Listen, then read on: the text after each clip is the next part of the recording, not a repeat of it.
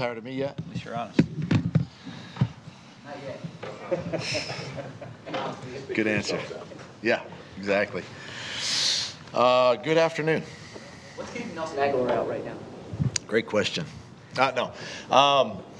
Right now he's working through a little lower body, and quite frankly, just want to keep as much rest on him as possible right now, and he'll be ready to go for training camp.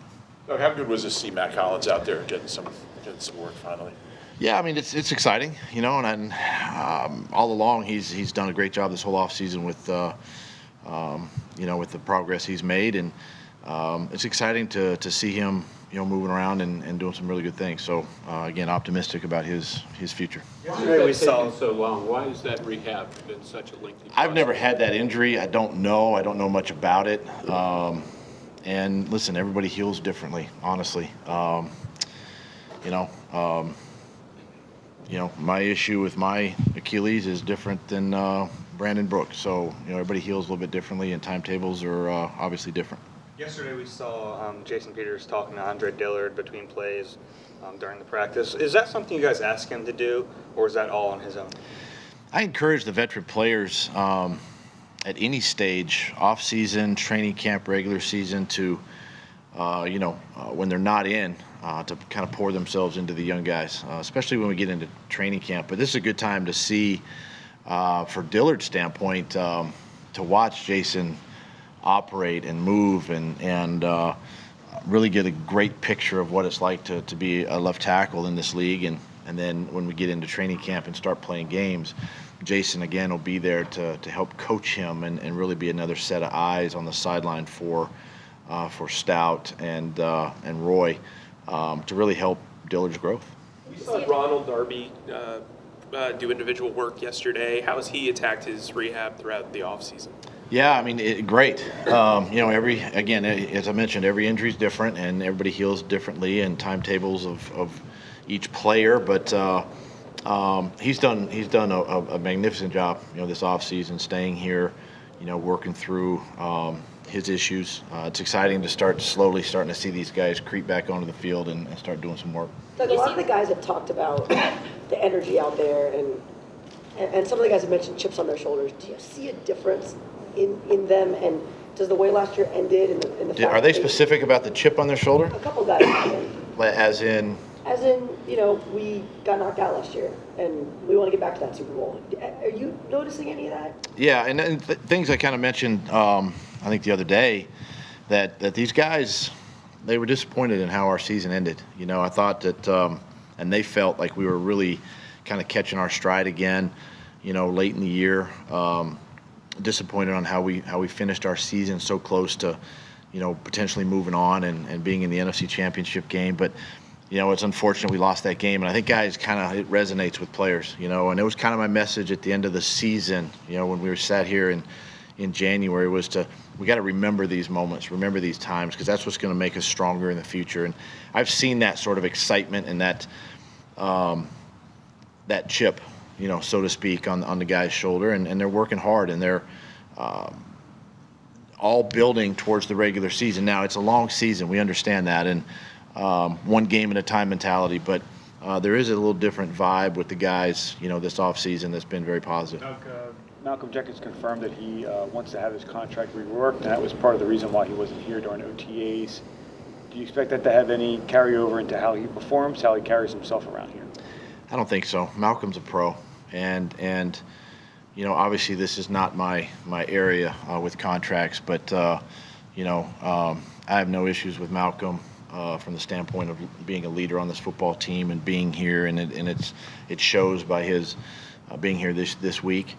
I don't expect it to be a distraction, for our football team. You talk about a different vibe with this team right now, but I'm curious, physically, do you see any difference from your guys on the field having a bit of a longer off season this year? Yeah, the guys are, the energy level, number one. Guys came back, in relatively good shape back in April, and they've worked hard, and you're seeing kind of the fruits of their labor the entire 9-10 weeks we've been together. And the extra time helps, obviously. It refreshes mind, body and soul, and that's coaches and players. And so there's that renewed energy that you're seeing at this time. Bryce Taylor had mentioned that you guys were recently talking about a situation where if you're down 15, do you go for 2 the first time? Just what's your process in the offseason for those in-game decisions, when to go for 2, how to manage the clock, that type of thing? How do you focus on that, before the season to make sure you're ready for those? Are we talking week 1 or are we talking divisional playoff round For what? for those decisions? Just to get ready for the season to make sure. Well, I mean, there's a thing that, again, that's all situational football that I try to put our team in, during the spring, during OTAs and during this mini camp time, even carry it over into training camp. And there's areas that I think talking a little bit yesterday about, keeping things a little fresh for the guys, but putting them in those situations. So we learn from that. We learn as play callers and coaches, but we also learn as players that if the coach makes a decision to go for 2 or to go for it on 4th down, that the player is prepared and ready to go. But it all stems from making a conscious effort of putting our guys in those situations. So if you had a thing like that, deciding whether to go for 2, what the math says, why would it be different week 1 versus the divisional playoffs? You got a long season in front of you, and week 1's not going to define your season. So, it can be a little different that way, but you still have to trust your gut. You do study the math and you study the situations, over the course of, the past, say, decade with the information that's available to us and still make good quality decisions in those areas and quite frankly, regardless of the week. I was just kind of, throwing a little jab in there. Spending this Nelson, obviously dealing with this issue, you've gotten an opportunity to see more of Greg Ward, even Mark and Michelle. What have those guys kind of shown you?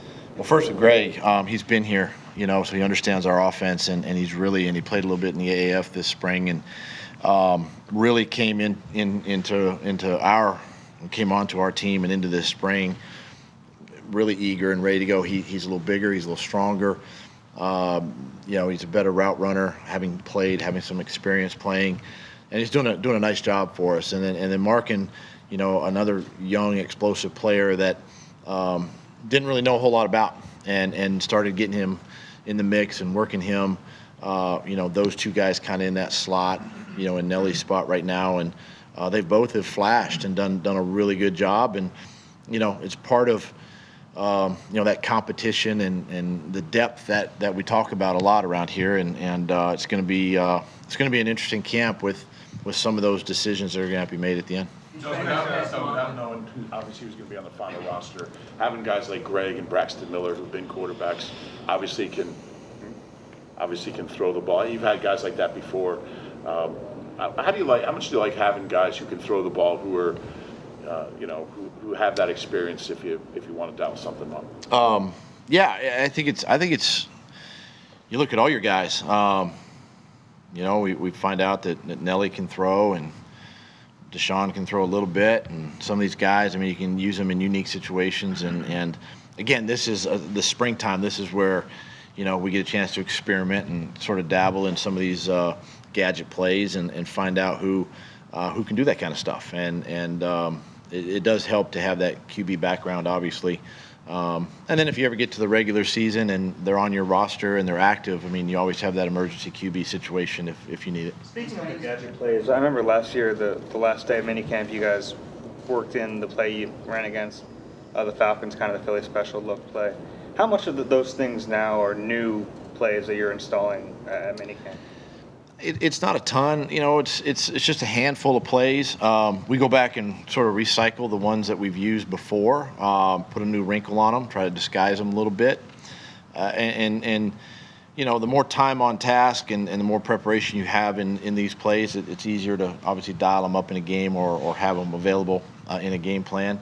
So plays like that, we continue to work each week. In our OTAs, and really it starts in phase 2 when it's just on air, and then in OTAs and now this time. So we're going to continue to do that. It's not a wholesale bunch of new plays, but just a few wrinkles of plays we've already used. You expect Derek Barnett to be a full go by the time training camp starts? I'm optimistic again with him.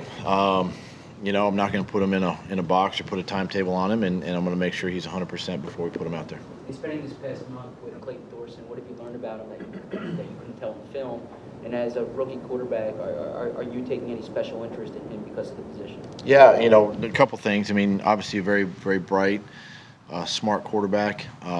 He moves better than you can actually see on tape sometimes, and his ability to extend plays. Knew he had a really good arm, you know, watching him on tape, and you see that in person. And for him, it's just about understanding and learning our offense. You know, with young quarterbacks, having been there myself, decision making, timing, accuracy, all those things we talk about can be a little bit a tick behind because you're processing the play.